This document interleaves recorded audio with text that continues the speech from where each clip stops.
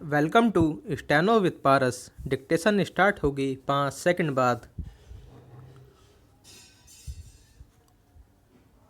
Start.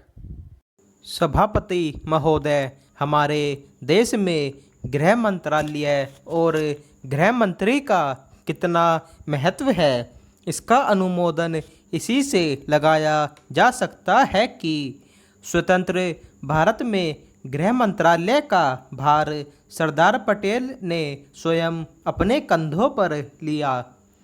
Sardar Patel का साहस, उनका उत्साह और उनकी बुद्धि तीनों ही हमारे गृह मंत्रालय के लिए आदर्श का काम कर सकती हैं, परंतु दुर्भाग्य से सरदार के पश्चात इन तीनों बातों में कुछ कमी आती हुई दिखाई देती हैं।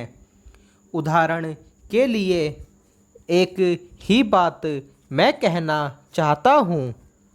1962 में जब हमारे देश पर चीन का हमला हुआ तो 14 नवंबर 1962 को हम सब ने इसी सदन में खड़े होकर एक प्रस्ताव पास किया था, जिसके शब्द थे, भारत की भूमि जब तक हम शत्रु से स्वतंत्र नहीं करा लेते तब तक हमारा यह संघर्ष बराबर जारी रहेगा, भले ही वह कितना ही लंबा क्यों न हो।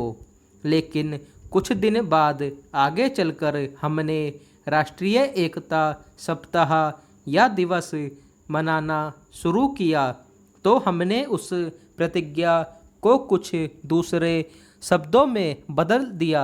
उस प्रतिज्ञा के शब्द थे, मैं अपने देशवासियों के संकल्प को दोहराता हूँ कि मैं अपने देश की स्वतंत्रता तथा एकता की रक्षा करूँगा, चाहे इसके लिए कितना ही कड़ा और लंबा संघर्ष क्यों न करना पड़े। मैं राष्ट्रीय एकता तथा बल के लिए तन मन से काम करने की शपथ लेता हूँ, लेकिन इस बार राष्ट्रीय एकता सप्ताह के सिलसिले में एक छोटा सा प्रकाशन भारत सरकार की ओर से प्रकाशित हुआ है। इस प्रकाशन में स्वयं इन्होंने लिखा कि 1962 में चीन द्वारा आक्रमण के बाद शपथ की भाषा में थोड़ा परिवर्तन कर दिया गया है और जो शब्द बदल दिए गए हैं उनको भी मैं सदन की जानकारी के लिए सुनाना चाहता हूँ। मैं प्रतिज्ञा करता हूँ कि मैं कभी हिंसा का प्रयोग नहीं करूँगा और मेरा विश्वास है कि धर्म, भाषा, प्रांत संबंधी तथा अन्य सभी राजनीतिक और आर्थिक विवादों का शांतिपूर्ण और संवैधानिक तरीकों द्वारा हल किया जाना चाहिए। पहला, अब मैं आपके माध्यम से जानना चाहता हूं कि 1962 में संसद ने जो निर्णय किया था, क्या भारत सरकार अपने उस निर्णय से हट रही है? अगर सरकार अपने निर्णय से हट रही है तो यह जो सरकारी प्रकाशन आया है जिसके द्वारा 1962 की शपथ में परिवर्तन किया गया है, इसका आधार क्या है? सभापति महोदय, हम यह समझें कि किसी तरह का चीन का दबाव इस सरकार पर पड़ रहा है, जिसने सरकार के सोचने के ढंग में परिवर्तन कर दिया है। मैं गृह मंत्री से विशेष रूप से यह कहना चाहता हूं कि सरदार पटेल जिस जगह पर बैठे थे, आज आप उसी जगह पर बैठे हुए हैं और राष्ट्र की आंतरिक सुरक्षा का भार आपके कंधों पर है। इस प्रकार के प्रकाशन सरकार की दुर्बलता के सूचक हैं। दूसरी बात, मैं सांप्रदायिक दंगों के संबंध में कहना चाहता हूँ। इन सांप्रदायिक दंगों से निश्चय ही हमारे देश की जो आंतरिक स्थिति है वह बिगड़ती जा रही है। दुनिया के दूसरे देशों में हमारा देश बदनाम हो रहा है।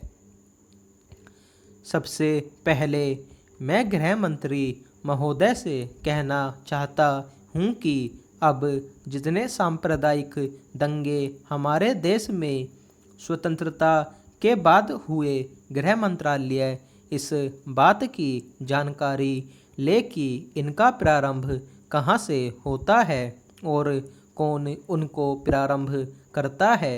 अगर इस देश का बहुमत उनको प्रारंभ करता है तब तो मेरा कहना यह है कि बड़ी कड़ाई के साथ उन पर काबू किया जाना चाहिए। लेकिन अगर दूसरे लोगों की तरफ से प्रारंभ होता है तो मैं समझता हूँ कि उनके अंदर इतनी हिम्मत नहीं है। जब वे जानते हैं कि इसका परिणाम यह होगा कि हमको और हमारे दूसरे सहयोगियों को चोट लग सकती है, फिर भी वे इसका प्रारंभ करें तो मुझे ऐसा लगता है कि कोई तीसरी शक्ति अवश्य है जो आज भी दशकों के पश्चात हमारे सामाजिक जीवन को दुखी बनाना चाहती है। पहला उदाहरण के लिए मैं एक ही बात कहना चाहता हूँ।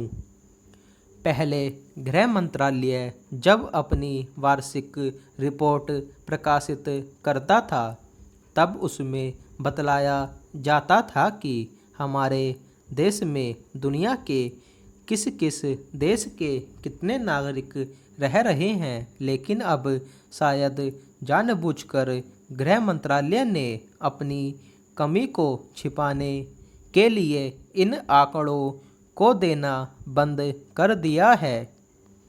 लेकिन फिर भी प्रश्नों के उत्तर में कभी कभी कुछ इस प्रकार के आंकड़े सामने आ जाते हैं। अभी हाल में जब यहाँ पूछा गया कि हमारे देश में पाकिस्तान के कितने नागरिक ऐसे हैं जो पासपोर्ट लेकर रह रहे हैं, तब उत्तर में सरकार ने बतलाया कि इस समय पासपोर्ट के आधार पर भारत में रह रहे पाकिस्तानी नागरिकों की संख्या लगभग 217,000 है।